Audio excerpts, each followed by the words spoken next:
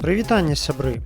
З вами Мікола Дзядок і вы слухаеце радыё Радыкс, серыю падкастаў аб вызваленні, анархізме, беларускай палітыцы, рэвалюцыі і ўсім, што цікавіць мяне і, спадзяюся, цікавіць вас. І сёння мы будзем разважаць аб такой штуке, як культурная гегемонія дзяржавы. Будзем высвятляць, што робіць нас несвабоднымі, што замінае нам жыць так, як хочам мы, і хто намі кіруе і якім чынам ён гэта робіць. Паехалі. Перш за ўсё, чаму я вырашыў падняць гэтую тэму. Сярод многіх палітычных актывістаў, да і я ўжо не кажу пра простых людзей, існуе памылковае ўяўленне аб тым, што дзяржава гэта нібыта толькі менты ды чыноўнікі. То бок тыя, хто збірае з нас падаткі, фальсіфікуе нашыя выбары і б'е нас дубінкамі, калі мы выходзім на плошчу. І гэта менавіта тыя самыя людзі, якія не даюць нам жыць свабодна. Гэта даволі-такі памылковае ўяўленне, і яно яўляе сабой вялікае спрашчэнне рэчаіснасці. І ўсё б нічога, ды і гэтае спрашчэнне, яно ў пэўны момант можа нам падкласці такую вялікую свінню, не даць нам вызваліцца. Бо калі мы неправільна ацэньваем абставіны панавання і сутнасць кіруючай сістэмы, то, па-першае, мы ніколі не зможам яе зрынуць, бо яна заўсёды будзе на шаг наперад. Нельга пабароць тое, што не разумееш. А па-другое, мы не зможам замест яе пабудаваць нешта больш правільнае і справядлівае. Нельга ні ў якім разе спрашчаць задачу, якую мы перад сабой ставім, бо тады мы яе проста не выканаем. І паколькі тэма нашага сённяшняга выпуску называецца «Культурная гегемонія дзяржавы», то мы будзем разважаць аб тым, што гэта такое. І высвятляць, як яно працуе менавіта ў беларускіх умовах і што нам з гэтым рабіць.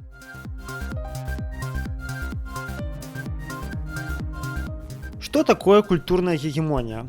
Увогуле, гэты тэрмін упершыню увёў італьянскі камуніст Антоніо Грамші у сваёй кнізе «Турэмныя сшыткі». Калі вельмі коратка, то гэтая канцэпцыя, яна гаворыць аб чым? Што буржуазія, то бок пануючы клас, яна разумее, што нельга кіраваць толькі сілай. Кіраваць аднімі дручкамі, штыкамі патрэбна заўсёды ад грамадства пэўная ступень згоды з тым, як імі кіруюць. Што трэба для гэтай згоды? Для гэтай згоды неабходна, каб падначаленыя, кіруемыя разважалі гэтаксама ж, як і начальнік. То бок, каб яны падзялялі з начальнікамі прыкладна адныя і тыя ж сістэмы каштоўнасцяў, сэнсы і адну і тую ж мараль. Карацей, сутнасць гэтай тэорыі ў тым, што дзяржаве і яе кіраўнікам неабходна зрабіць так, каб свядомасць пануючага класа, яго светапогляд, стаў свядомасцю і светапоглядам усяго грамадства. І каб свядомасць і светапогляд пануючага класа успрымаўся ім як увогуле здаровы сэнс. Гэта, як вы самі разумееце, вельмі спрашчае кіраванне і робіць яго больш стабільным. Такім чынам у нас атрымоўваецца, што любое кіраванне буржуазіі ці бюракратыі ці любога іншага пануючага класа, яно абапіраецца перш за ўсё на добраахвотнае падначаленне большасці людзей, а ўжо потым на закон, на гвалт і на ўсё астатняе. Яны ўжо прымяняюцца ў другую чаргу, калі недзе нарушаецца вось гэтая добраахвотная згода. І вялікая частка даследаванняў Антоніо Грамші і ўжо больш позніх тэарэтыкаў, якія яго працы дапаўнялі, развівалі, яна прысвечана якраз таму, якім чынам буржуазія дабіваецца вось гэтага гасподства, панавання ў грамадстве, што яна робіць, якія інстытуты стварае, якія правілы ўводзіць для таго, каб людзі падпарадкоўваліся ёй самастойна. Два асноўных такіх тэарэтыка, якіх я сёння закрану, якія вывучалі гэтае пытанне, разважалі на яго, гэта быў вось Антоніо Грамші і Мішэль Фуко. Спасылкі, дарэчы, на іхнія працы, якія датычныя гэтага моманту, вы знойдзеце ў апісанні відэа. І калі вы яго глядзіце на Ютубе ці слухаеце на SoundCloud. Калі ж вы спампавалі яго ў выглядзе аўдыёфайла, то проста зайдзіце на YouTube ці SoundCloud і там паглядзіце у маім канале ў апісанні відэа. Вось, Антоніо Грамші і Мішэль Фуко. Антоніо Грамшы сканцэнтраваўся больш на марксісцкім аналізе, ён разглядаў, як вось гэтая культурная гегемонія уплывае на эканамічны базіс грамадства, а Мішэль Фуко займаўся такой цікавай рэччу, як даследаванне ведаў. То бок ён разглядаў веды як форму ўлады. І ён менавіта, калі не памыляюсь, быў якраз і першым, хто ўвёў панятак дыскурсу і дыскурсійнай улады. То бок панятак аб тым, што хто усталёўвае сэнсы, хто валодае ведамі і магчымасцю вызначаць, як называюцца тыя ці іншыя рэчы, паняткі, з'явы, ідэі ў грамадстве, тот фактычна і валодае у вялікай ступені ўсёй улады ў грамадстве. І тут я дазволю сабе перайсці ўжо да цытаты Антоніа Грамшы з ягоных турэмных сшыткаў. Кожная дзяржава з'яўляецца этычнай, бо адна з найважнейшых ейных функцый складаецца ў тым, каб падымаць шырокія масы насельніцтва да пэўнага культурнага і маральнага ўзроўню альбо тыпу, які б адпавядаў патрэбам развіцця вытворчых сілаў і адпаведна адпавядаў інтарэсам пануючых класаў. У гэтым сэнсе асабліва важную ролю ў дзяржаве грае школа, якая выконвае пазітыўную выхаваўчую функцыю. Аднак у рэчаіснасці на дасягненне гэтай мэты накіравана мноства іншых відаў дзейнасці і ініцыятывы, якія носяць так званы прыватны характар, якія ствараюць у сукупнасці апарат палітычнай ці культурнай гегемоніі пануючых класаў. Слова гегемонія, што абазначае, я думаю, вы разумееце. Так, гэта тое ж самае, што панаванне, што гасподства. Як жа гэта працуе ў нашых умовах? Канешне, вялікая спакуса, абмяркоўваючы гэтае пытанне, адразу ўказаць на такія відавочныя іерархічныя інстытуты, як школа, армія, турма, універсітэт. І сказаць, што вось менавіта яны фарміруюць пакору, фарміруюць іерархію ў галовах людзей, вучаць іх падпарадкоўвацца і не аспрэчваць каштоўнасці, дадзеныя пануючым класам. Так, гэта ўсё сапраўды так, але сёння я канешне, не прэтэндую на дапаўненне нейкае грунтоўнае таго, што было сказана Фуко і Грамшы. Я хачу толькі трошкі пад іншым вуглом на гэта паглядзець, а асабліва зрабіць гэта датычна беларускіх умоваў і проста ўзяць і накласці тое, што яны вынайшлі, на свае ўласныя жыццёвыя назіранні. І ў нашых умовах я датыкнуся 4 момантаў. Гэта першае, гегемонія ў дыскурсе, другое, гегемонія ў фальклоры, трэцяе, гегемонія ў кінематографе і чацвёртая, гегемонія ў СМІ.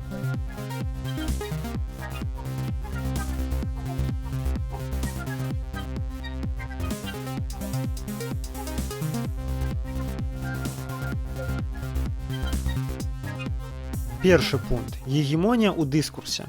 Як вы ўжо ведаеце, напэўна, дыскурс гэта, каб было троху лепей зразумела, прывяду словарнае вызначэнне. Дыскурс – гэта вербальна артыкуляваная форма аб'ектывацыі зместу чалавечай свядомасці, якая рэгулюецца дамінуючым у той ці іншай сацыякультурнай традыцыі тыпам рацыянальнасці. Прачытаў і ніхрена сам не зразумеў. Ладно, карацей, простымі словамі. Дыскурс – гэта той набор сэнсаў, які ў нас у галовах. То бок, гэта той пухір з ведаў, з тыпаў асэнсавання навакольнай рэчаіснасці, у якім мы жывём, які абмяжоўвае нашы паняцці аб навакольным свеце. Вось так, скажу сваімі словамі, спадзяюся, сацыёлагі, якія зараз гэта слухаюць, мяне не згрызуць пасля гэтага. Дык вось, што такое гегемонія ў дыскурсе? Я проста так хадзіў, слухаў, назіраў па ходу жыцця, і заўважыў некалькі такіх вельмі цікавых дыскурсіўных момантаў, датычных сэнсаў і словаў, якія мы юзаем і проста не заўважаем гэта. Напрыклад, мне кінулася ў вочы такое словаспалучэнне «пакарыць гару». Вось калі нейкі чалавек узышоў на нейкі там горны пік, на горную вяршыню, кажуць, там, Вася Пупкін пакарыў гару там Монблан, напрыклад. Пачакайце, што значыць пакарыў? Скарыў гару вяршыню, то бок ужо само слова скарыў, яно што ўтрымлівае, што яна яму падпарадкавалася, нейкі аб'ект яму падпарадкаваўся, ягоная воля была зламаная, і ён быў пастаўлен у ніжэйшае становішча адносна таго, хто пакараў. Вось там пакарыў там, напрыклад, Персію, да, там Александр Македонскі, альбо там адзін чалавек там скарыў другога, гэта значыць, што ён просто там раздавіў ягоную волю і прымусіў падпарадковацца. Дык вось, глядзіце, што гэтае слова, гэтая ж фраза выкарыстоўваецца ў дачыненні нават да неадушаўлённага аб'екту. Калі яшчэ зразумела, як чалавек можа пакарыць жывёлу ці іншага чалавека, што значыць ты пакарыў гару? Да, чувак, ты просто на яе залез, і ўсё. Гара і ты, гэта настолькі несумяшчальныя рэчы, ты не можаш гэтую гару, да, пакарыць. Тым не менш, ты яе да сябе прысабечваеш. І разумееце, вось такая, вось, казалася б, дробязь, да, але яна ўжо усталёвае між чалавекам і прыродай адносіны падначаленага і начальніка. Падпарадкавання, разумееце? І тым самым вось нават такая дробязь нармалізуе гэтыя адносіны. Альбо, напрыклад, ось тое, о чым я неаднаразова пісаў ужо ў сваіх блогах, тэрмін устойлівы праваахоўнікі, альбо па-руску праваахранителі, які выкарыстоўваюцца ў дачыненні да ментоў. Ну вось глядзіце, хто жыве ў Беларусі, я думаю, не трэба тлумачыць, хто такія менты і чым яны займаюцца. А тут, бач, праваахоўнікі. То бок іх называюць паўсюль у СМІ, у газетах, у тэлебачанні, нават нашыя апазіцыйныя СМІ там, і незалежныя СМІ, яны называюць іх праваахоўнікі. Хаця, я думаю, любога чалавека, журналіста запытайся, да, гэтыя людзі ахоўваюць твае правы? Он скажет нет.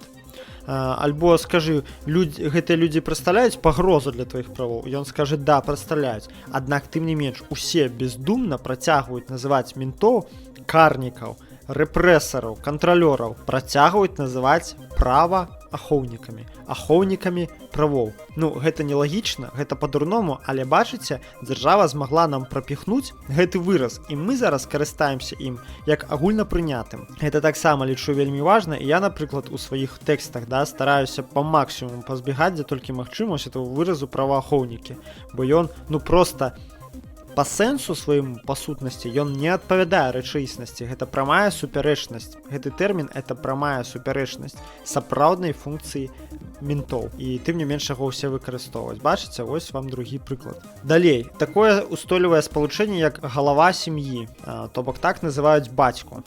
Я думаю, тут нават не трэба вельмі глыбока капаць, і так бачна, што мы бярэм чалавека мужскога полу, айца, і адразу ставім яго ў кіруючае становішча адносна ўсёй астатняй сям'і. Іх можа быць там 2-3 чалавекі, можа быць нават ён і не быць сапраўды галавой сям'і, да? Можа быць там жанчына аўтарытарная, яна там падмяла ўсю сям'ю пад сябе, а можа ён проста і ніхто нікога не падмяў, і у них там даволі дэмакратычныя, прыязныя як бы адносіны, ніхто там не імкнецца ні над кім узвысіцца. Аднак тым не менш, бачыце, отец у сям'і гэта глава сям'і. Гэта ўжо агульна прыняты такі тэрмін, з якога ўжо вынікае, што сям'я не можа без галавы, не можа без начальніка, не можа без кіраўніка.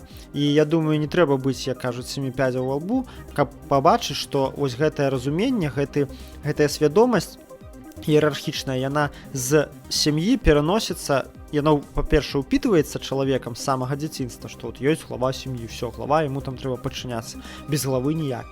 А па-другое, яна яшчэ і пераносіцца чалавекам на ўсе астатнія грамадскія інстытуты, і перш за ўсё на дзяржаву. Вось. І я ўжо не кажу пра тое, што, як бачыце, главой сям'і заўсёды называюць толькі айца, да? То бок гэта жанчына ўжо апрыёры не можа быць главой, ну, прынамсі, фармальна, да? І ўжо гэта, ну, можна сказаць, такі і патрыархальны перажытак, у тым ліку ў жыццё гэтага тэрміну, які ставіць жанчыну, не кажучы ўжо пра дзяцей, у падначаленае становішча. Іншая такая казённая фраза, якая таксама паўсюдна выкарыстоўваецца, гэта у дачыненні да турмаў, да калоній исправительныя учреждения. І зноў жа, мне ўвесь час рэжа вока тое, як яе выкарыстоўваюць нашыя незалежныя журналісты.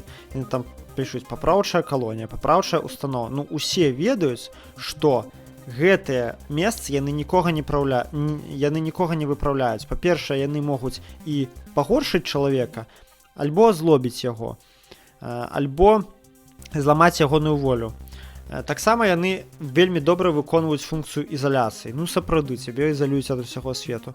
Многа функцый, канешне, яны выконваюць, але ніякім разе не выпраўлення. Аднак іх упарта ўсе працягваюць называць папраўчымі установамі альбо па-расійску исправительнымі учреждениями. Зноў жа, гэта не выпадкова.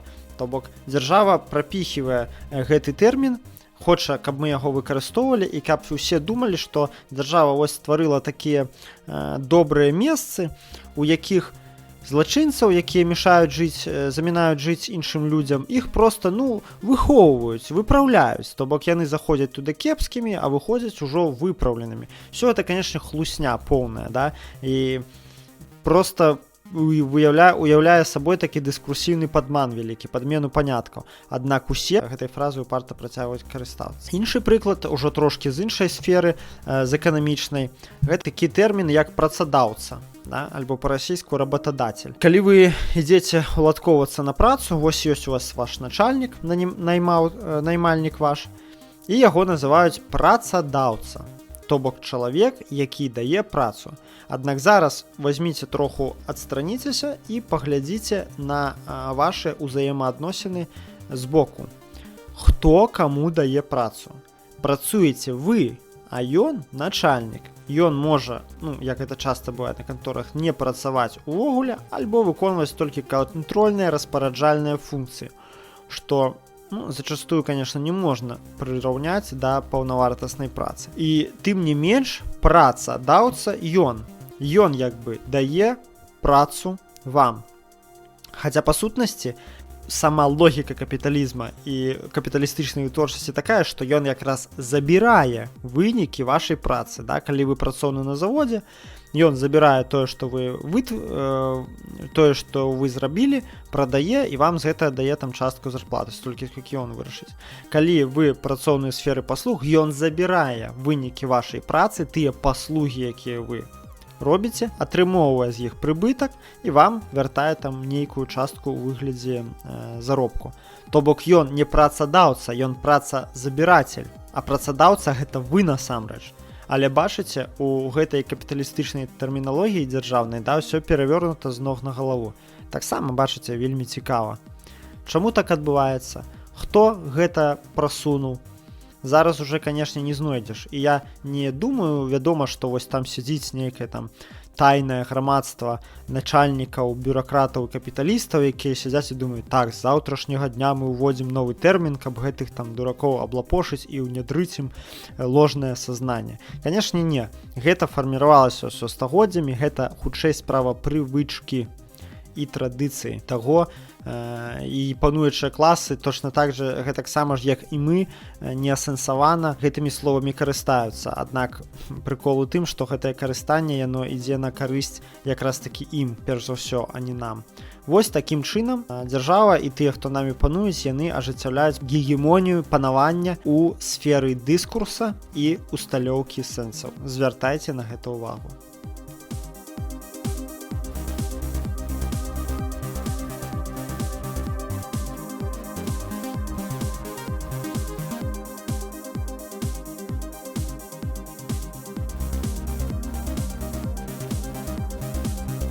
Другі момант – гэта гегемонія ў фальклоры. Я думаю, калі вы чыталі беларускія народныя казкі, то заўважалі, якія там выводзяцца архетыпы селяніна, пана, святара, нейкіх там патустаронніх істотаў. У іх заўсёды, скажу шчыра, гэта я просто расказваю па памяці, рыхтуючыся да гэтага падкасту, я не чытаў ужо беларускія народныя казкі, таму кажу просто па памяці, што выводзіцца такое, што пан заўсёды хітры, што пан заўсёды сквапны, хоча з мужика там пабольш выдурыць, выдаіць, а мужик, селянін, баба там звычайна дурная нейкая, а мужик, селянін, ён імкнецца неяк гэтага пана надурыць і наказаць за сквапнасць. Гэта можна разглядзець як такі троху контркультурную з'яву, да?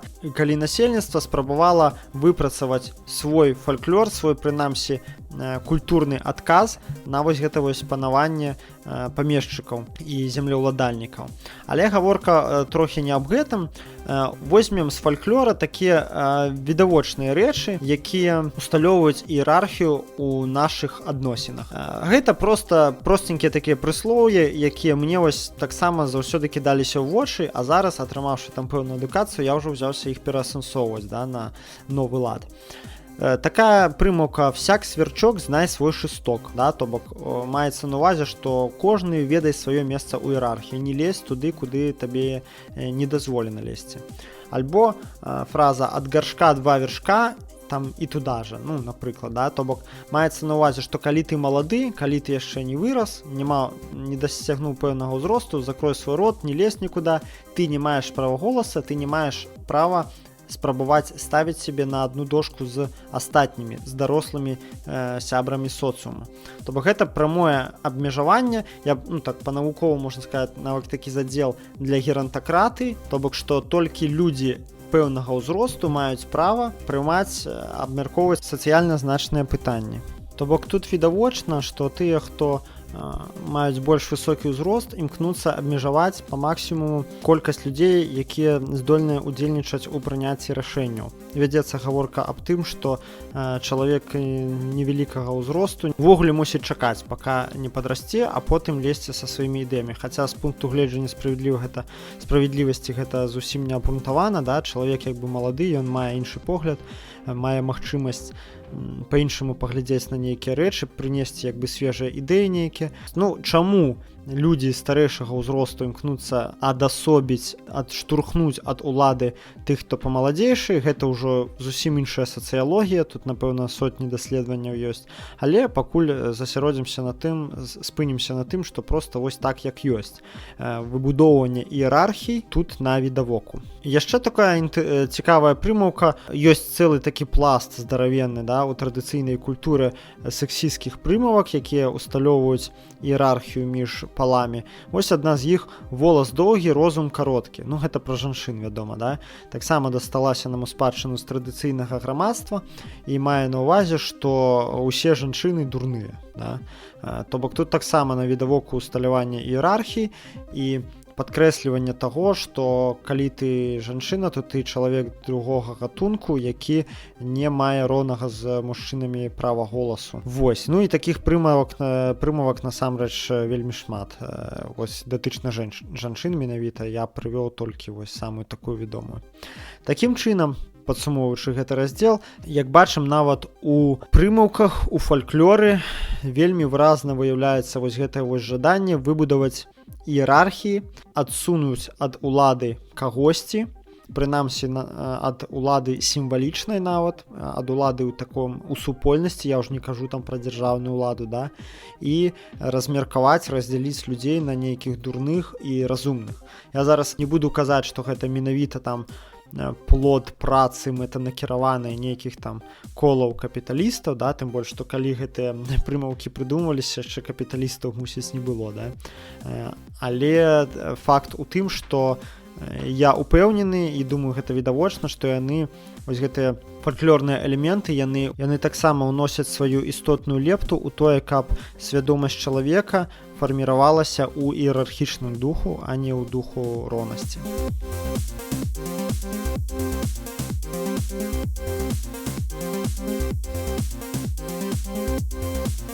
Трэцяе. Гегемонія ў кінематографе. Чаму менавіта кінематографе?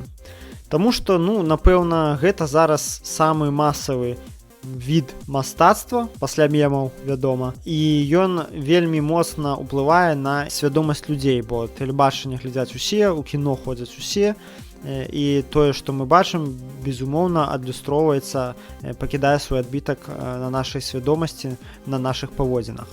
У чым праяўляецца культурная гегемонія ў кінематографе? Па-першае, гэта тыя ралевыя мадэлі, якія дэманструюцца акторамі і транслююцца тым самым у грамадства. То бок, гэта, ну, тут ужо да меня сказана было столькі, што сказаць нешта новае амаль што немагчыма, да, што калі мужчына, гэта абавязкова там будзе нейкі альфа-самец, там, напрыклад, да, які там будзе ўсіх раскідываць, біць, змяняць там жанчын як пальчаткі, там, да, і гэтак далей. Потым, калі жанчына, то яна будзе там пакорнай, ціхай і граць заўсёды другую ролю і быць там захавальніцай ачагу, да. Тут, дарэчы, таксама цікавы момент, бо ў апошнія гады можна заўважыць, што, ну, апошнія, не ведаю, год 10, да, што гэта вельмі моцна мяняецца. Галівуд, ён ужо стварае новыя гендерныя ролевыя мадэлі, да, для розных гендераў у кіно, і ўжо ўжо часцей мы можам бачыць жанчын, якія наадварот моцныя, а моцныя, самастойныя, незалежныя, ніякія там мужчыны ім не патрэбныя, а мужчыны наадварот там часам ужо нейкія увальні, гультаі, цямці-лямці, да, якія там нічога не могуць, і толькі жанчыны і увесь час іх з нейкага лайна выратоўваюць. І яшчэ не ведаю, што тут первічна насамрэч, змяніліся спачатку культурныя нормы, а Галівуд пачаў іх адлюстроўваць. Ці гэта Галівуд адмыслова канструюе вось такія вось культурныя нормы і штурхае іх у грамадства. Ну і мне, калі шчыра падаецца, што вось гэты другі варыянт, ён таксама, мякка кажучы, да, не ідэальны і не ўпэўнены я, што ён спрыяе вызваленню. Але пойдзем далей, да, адносна кінематографа. Зноў жа вельмі вялікую ролю іграе і мараль, тая, якая паказваецца ў фільме. То бок вельмі часта сутнасць такая, што не суйся супраць сілаў, якія мацнейшыя за цябе. Я беру зараз не нейкія там вельмі эксклюзіўныя карціны там нейкіх суперразумных рэжысёраў, а такое, да, больш масавае кіно, перш за ўсё серыялы, да. Вельмі часта мараль такая, што нонканфармізм караецца, што калі ты лезеш супраць нейкіх больш магутных сілаў, спрабуеш там нешта змяніць насуперак волі лёсу, то ты будзеш пакараны. Альбо вельмі прасоўваецца, і гэта было бачна, напрыклад, у кіно там у сярэдзіне, напрыканцы 90-х, вобраз бізнесмена, паспяховага, які вельмі жорсткі там са сваімі падначаленымі, які такі кіраўнік моцны, які выбудоўвае новую капіталістычную рэчаіснасць, а вось тыя, хто там супраць яго, спрабуюць не качаць правы, яны заўсёды падаюцца ў негатыўным свеце. І гэта я кажу зараз пра такія простыя масавыя карціны, да, без палітычнага падтэксту. Бо насамрэч вельмі часта выдаюцца карціны, ну, проста з прамой такой, ну, як прамой, яны не падаецца як прамая прапаганда, але яна вельмі моцна бачна. Ну і, канешне, вельмі важная заўсёды ва ўсіх фільмах канцоўка, да, бо яна несе за сабой мараль пэўную. Вось вазьміце там амаль любы расійскі баевік, там амаль заўсёды перамагаюць менты. Ну што думаеце, гэта выпадкова? Ну, я думаю, што не зусім. То бок гэта таксама нейкае свядомае ці несвядомае імкненне паказаць міліцыю і ўвогуле дзяржаўныя структуры, увогуле дзяржаву нейкай непахіснай сілай, якая заўсёды перамагае ўсё і ўсіх. Вось, гэта што датычна такіх масавых фільмаў без выразнага палітычнага падтэксту, да, тут такі метапалітычны падтэкст. Але вельмі часта выпускаюцца простыя карціны з прамой прапагандай супраць любога нонканфармізму і вальнадумства. Вось нават, і гэта не толькі расійскія баевікі, не толькі іхнія дэбільныя серыялы пра ментоў і бандытаў, дзе проста у самым там нахабным чынам навязваецца ўсё пералічанае і ролевыя мадэлі, і пытанні таго, хто правы, хто вінаваты, і культ сілы, і нармалізацыя гвалту. А я зараз кажу у тым ліку і пра галівудскія карціны, амерыканскія. Вось, напрыклад, мне ўрэзалася ў памяць такая карціна «Павареная кніга анархіста». Калі нехта глядзеў, можа, таксама дзесьці там пачатку нулевых кіно такое, дзе паказваецца нейкая там камуна такіх хіпі-анархістаў, да якіх прыйшоў такі чувак, які пачаў ім навязваць гвалтоўныя метады барацьбы.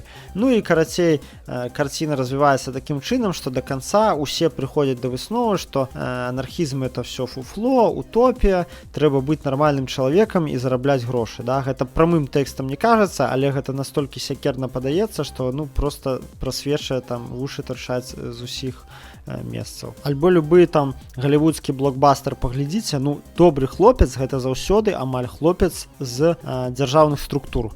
Ён часам можа быць звольнены, да, не ў свой службовы час, аднак заўсёды гэта альбо агент ФБР, альбо былы спецназавец, альбо былы коп, і вось ён прыходзіць, наводзіць парадак, да, то бок вельмі рэдка ты сустрэнеш, каб чалавек не з сістэмы, каб чалавек супраць сістэмы атаясамліваўся са станоўчым героем, да, іграў станоўчага героя. Хаця, зноў жа, падкрэслю, выключэнні бываюць, да, то бок заходняе кіно на такое разнастайна, але калі казаць пра вось топавыя карціны, там той же узгадайце Брюса Уіліса, да, там Die Hard, альбо ў пераводзе Крепкі арешак. Вось таксама, калі ласка, былы коп. Я падважу да таго, што кінематограф таксама нам навязвае у вялікай колькасці, асабліва гэта датычна масавага кіно, першыя ралевыя мадэлі, якія ўмацоўваюць іерархію ў грамадстве, па-другое, мараль і каштоўнасці, якія таксама спрыяюць умацаванню нейкіх ужо існуючых культурных нормаў, не спрыяюць нонканфармізму, не спрыяюць крытычнаму мысленню і бунтарскаму стаўленню да рэчаіснасці.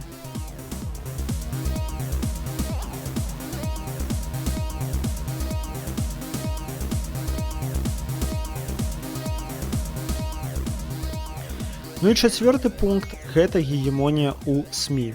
Я думаю, гэта самы лёгкі пункт для тлумачэння, бо кожны чалавек, які надзелены хаця б задаткамі крытычнага мыслення, ён, уключыўшы навіны, нават не бачачы прамой прапаганды, ён пабачыць тое, як яму спрабуюць сфарміраваць пэўны пункт гледжання і растлумачыць, хай не прамым тэкстам, але завуалявана, што такое дабро, а што такое зло.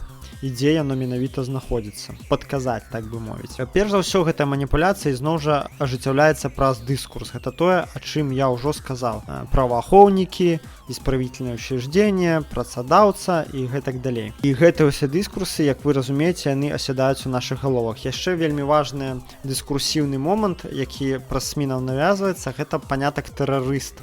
Тэрарызм, тэрарыст, то бок я вельмі доўга магу аб гэтым казаць, я, напэўна, як-небудзь запішу асобны падкаст, але вы заўважылі, прынамсі мусілі заўважыць, як вольна звяртаюцца з гэтым словам усе, хто гэтага пажадаюць. Напрыклад, самы просты прыклад – гэта ісламская дзяржава, да? Гэта, то бок, людзі, фанацікі ісламскія, якія недзе там у пустыні рэжуць галовы людзям іншым, забіваюць тых, хто з імі не згодзін, і кіруюць сваімі тэрыторыямі проста праз тэрор, і пры гэтым рэалізуючы абсалютна нейкую пачварную форму іслама на сваіх тэрыторыях. Всё, яны такія тэрарысты, яны такія кепскія, ну барбары, ну негоднікі, ізуверы, маньякі, трэба ўсіх светам іх давіць, асудзіць, канешне, перакрыць ім кісларод паўсюль, ну таму што тэрарысты, ўсё, няма ім прабачэння, ну глядзіце, што робяць. Окей, добра, я з гэтым згодзен, але зараз возьмем і паглядзім на Саудаўскую Аравію. Гэтаксама ж там рубяць галовы, гэтаксама там забараняюць жанчынам, ну да, у паследнія гады ўжо пачалі трошку там дазваляць нешта паціху, але ўсё роўна. Таксама забараняюць жанчынам там базавыя чалавечыя патрэбы. І таксама шырока прымяняюцца пачварныя метады смяротнага пакарання. Таксама ж дыктатура, лічбавая дыктатура, дыктатура з відэаназіраннем, парушэнні правоў чалавека, гвалтаванні, катаванні ў турмах і гэтак далей. Карацей, амаль што ўвесь той жа самы набор з пункту гледжання парушэння правоў чалавека, што і у ідзілаўцаў. Аднак паглядзіце, ніхто ж не называе Саудаўскую Аравію тэрарыстычнай дзяржавай. Мала таго, ЗША, якая бамбіць ідзілаўцаў, яна выдатна з імі вядзе справы, і ўсё класна. Разумееце, то гэта такое, ну, крывадушнасць, да, відавочная. Другі прыклад – гэта працоўная партыя Курдыстана і СДФ. СДФ – гэта Syrian Democratic Forces, сірыйскія дэмакратычныя сілы, тое апалчэнне курдаў, якое змагаецца ў Ражаве, паўночным Курдыстане супраць ідзіл. І яно, як мусіць многія ведаюць, вельмі моцна афілявана з РПК, працоўнай партыяй Курдыстана. І тут такі цікавы нюанс, што РПК лічыцца у краіне НАТО Турцыі і ў большасці краінаў НАТО лічыцца тэрарыстычнай арганізацыяй. І ЗША таксама яе залічыла ў спіс тэрарыстычных арганізацый. Аднак, пачакайце, СДФ, то бок той жа самы афілят РПК, калі ён знаходзіцца ў Сірыі, не ў Турцыі, ужо змагары за свабоду, ужо змагары з ідзілам. І ЗША ім пастаўляе зброю, і ўсяляк амерыканскія генералы з імі ручкаюцца і гэтак далей. То бок, глядзіце, я вось перакрочыў турэцкую граніцу, я тэрарыст, все, я падлежу знішчэнню, са мной нават перагаворы не вядуць. Я перакрочыў абратна сірыйскую граніцу, о, змагар за свабоду, хадзем, мы табе дадзім зброю, каб ты нам дапамагаў там усталёўваць стабільнасць на Бліжнім Усходзе. Вось, другі прыклад. І трэці прыклад гэта, канешне ж, з Расіяй, з канфліктам на Донбасе, з расійска-украінскай вайной. Вы ўсе памятаеце, што змагароў за аддзяленне Чачні ад Расіі у свой час называлі ў Расіі ва ўсіх СМІ, проста клеймілі тэрарыстамі і заклікалі да самай жорсткай з імі расправы. Але калі тое ж самае пачалі рабіць пэўныя колы з афігеннейшай падтрымкай Расіі пачалі рабіць на Донбасе, хто яны? Правильно, ополчение ДНР, сторонники федерализации и гэтак далей. Это все до чего рассказал, это отступление, что ярлык тэрарыст, ён таксама носіць вельмі маніпулятыўны характар, характар дыскурсійнай улады, якая нам навязваецца праз СМІ.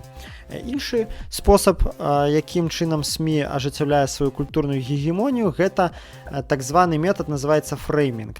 Гэта калі з некалькіх навін ці некалькіх фактаў нам падкрэсліваюць толькі некаторыя як самыя важныя. То бок СМІ вырашаюць за нас, што варта асвятлення, якія падзеі ў свеце, а што не.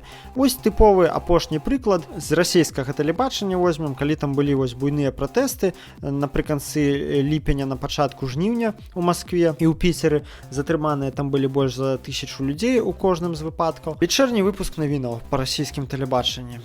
Панда нарадзіла там іншую панду ў зоапарку.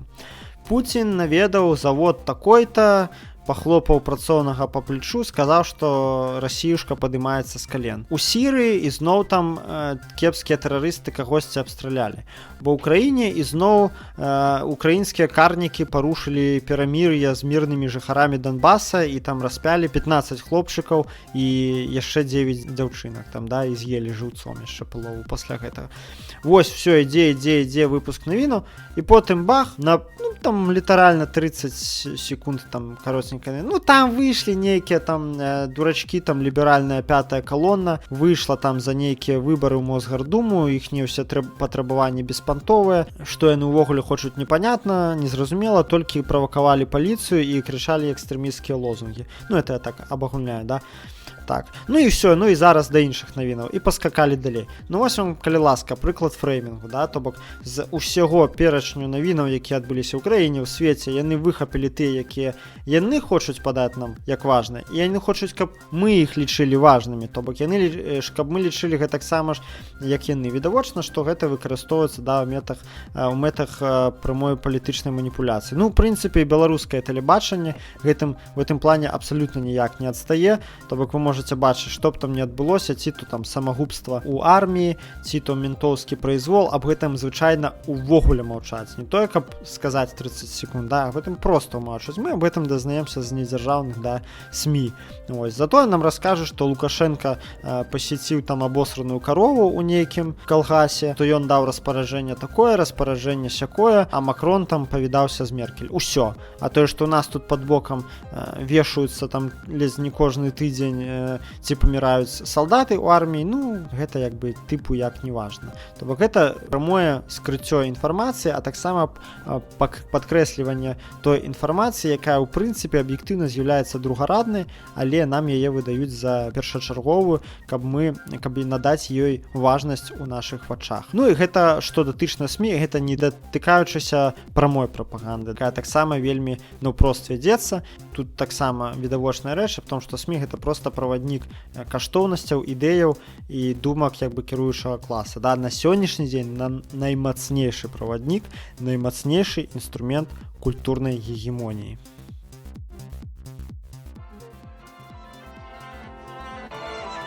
Кордон на улице улице, одетые в ментовскую форму. Серые прохожие смирились умом и кожаные восседают в ложе, и им все можно, и большинство воспринимает все это как должное. Уровень ярости растет с каждым днем во мне, ведь сама смерть сквозит здесь из всех щелей.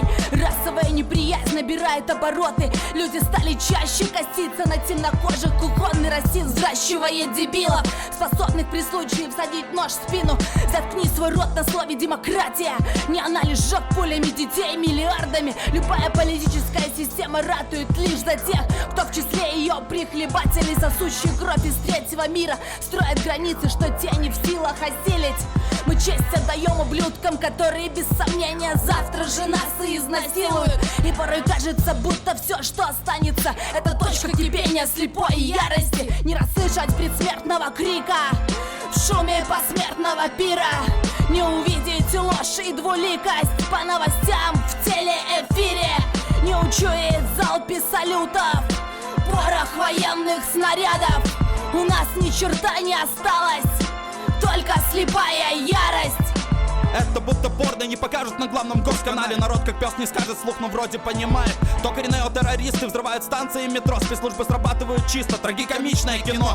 Силовики как машкара в жару заполняют улицы. Не слушай Беларусь, один в поиске прогуглится. Пока тупое мясо бьется шапками за расу, кто-то кладет за пазуху доходы про запас. Новости как есть, масса пихает в рот заразу. Сквозь мутное стекло экрана четко вижу соцзаказы. Мне одному кажется, что проплатили бунт. Бесер, от их протеста рвота и на теле зуд. Революция по лайту, дабы не породить истерику. Ебалом светит запрещенный рок, бунтарь истерика. На деле так, для каждого наготове автозак, в стране бардак. Но это не покажут в новостях. Лакируя СМИ блевоты, тебя оставят дураком. И ты как повар из столовой, всю жизнь под колпаком. Я хочу, чтобы у вас стали дыбом усы, господин президент. Трехминутный трек вложил один аргумент. Верю, что не так уж мало толку от пения. Добавь температуры до точки кипения. Я хочу, чтобы у вас стали дыбом усы, господин президент. Трехминутный трек вложил один аргумент.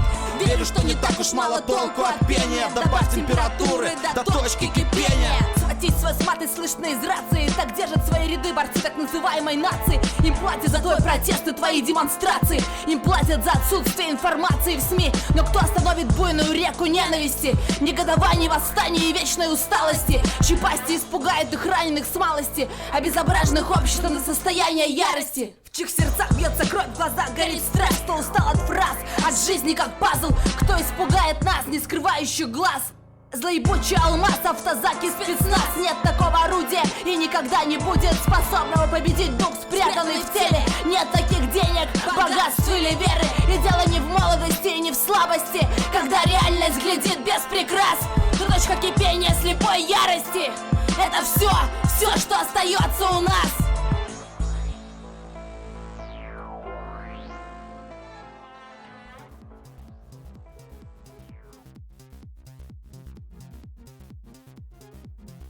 Ну а зараз да самага важнага для нас пытання, што з гэтым усім рабіць. Я зараз распавёў, як усё кепска, як нам навязваюць нешта чужое, фарміруюць уладу над намі праз інструменты культурнай гегемоніі. Але што мусім рабіць мы, людзі, прыхільнікі перамен, анархісты, антыаўтарытарыі? Па-першае, канешне, трэба ўсвядоміць маштаб праблемы. Ён гіганцкі, ён аграмадны, таму што на выкарыстанне, на ажыццяўленне гэтай культурнай гегемоніі насамрэч сыходзяць велізарныя рэсурсы. То бок працуюць цэлыя інстытуты, і я ўжо пералічыў на пачатку тое, з чаго я нават не кранаўся, да, у сённяшнім падкасце. Гэта школа, армія, універ, турма і гэтак далей.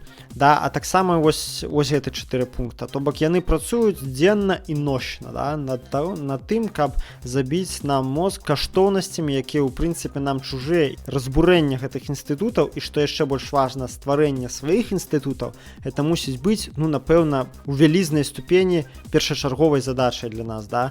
Таму што без іх разбурэння ці прынамсі падрыву, ці прынамсі зніжэння іх моцы не можа быць ніколі падрыву непасрэдна дзяржаўнага ладу, непасрэдна рэпрэсіўнай сістэмы ў яе фізічным вымірэнні, разумееце?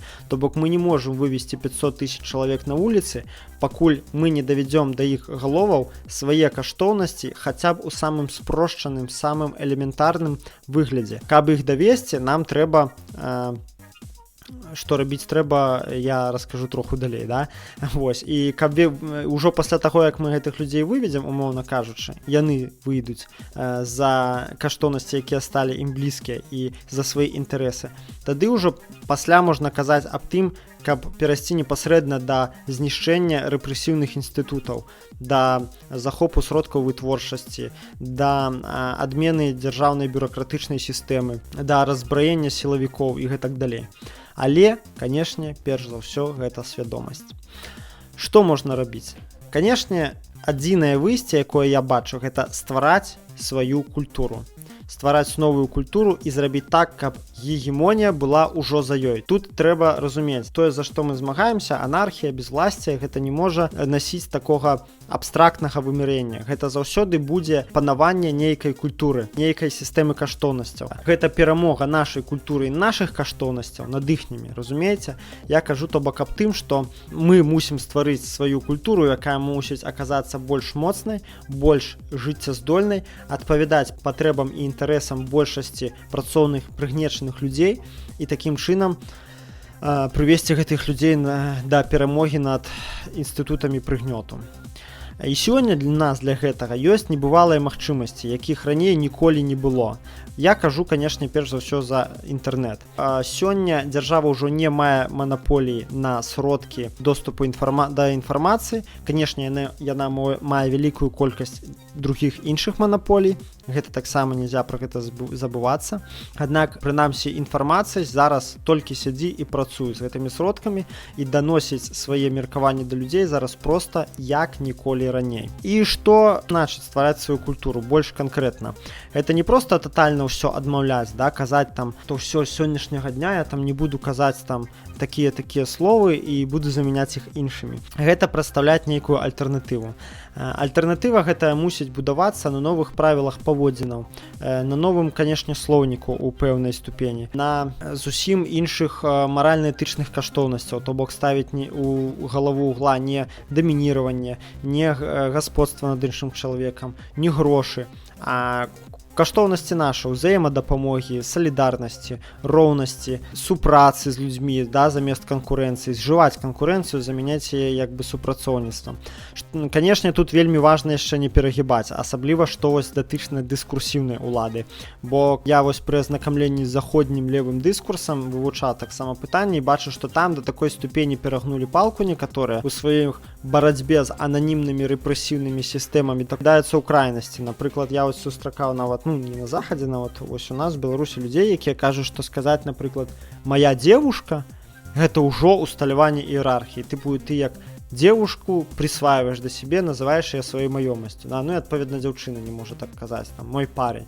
Нет, он не твой, он просто парень. А лепей увогуле не казаць парень, то што гэта гендерная мова, да? Яна усталёвая, дзеліць людзей на гендеры. Бо гендерны падзел у вачах там некаторых левакоў, гэта таксама усталяванне іерархіі. Гэта ўсё, канешне, я лічу, асабіста я лічу вялікімі перагібамі.